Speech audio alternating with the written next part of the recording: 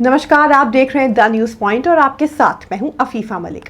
देश की टैक्स व्यवस्था में जल्द ही बड़ा बदलाव देखने को मिल सकता है।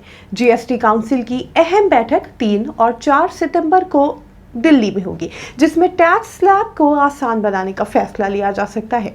इस दौरान वित्त मंत्रालय की तरफ से प्रस्तावित सुझावों पर चर्चा होगी। माना जा रहा है कि अगर सब कुछ तय प्लान के मुताबिक रहा तो नई जीएसटी दरें 22 सितंबर से लागू हो जाएंगी।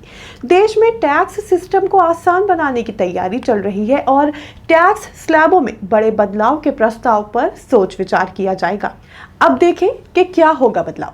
अभी जीएसटी में 4 मुख्य स्लैब हैं: 5%, 12%, 18% और 28%। लेकिन प्रस्ताव है कि 12% और 28% स्लैब खत्म कर दिए जाए। इस बदलाव के बाद केवल 2 स्लैब यानी कि 5% और 18% रह जाएंगे।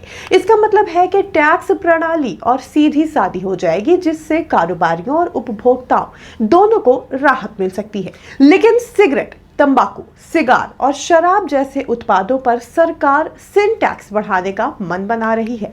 अभी इन पर 28% टैक्स लगता है। नई व्यवस्था में इसे बढ़ाकर 40% तक किया जा सकता है। जानकारी के मुताबिक सरकार ने भी नए जीएसटी स्लैब पुनर्गठन के लिए अपनी विस्तृत सिफारिश जीएसटी काउंसिल को भेज दी है, जिसके आधार पर ही आने वाली बैठक में अंतिम निर्णय लिया जाएगा। इस बैठक के बाद ही नई जीएसटी दरों की घोषणा हो सकती है। एक तरह से यानी अगर आप धुआं उड़ाने या जाम छलकाने के शौकीन हैं तो आपकी जेब पर ज्यादा बोझ पड़ने वाला है। अब जानते हैं क्यों हो रहा है बदलाव।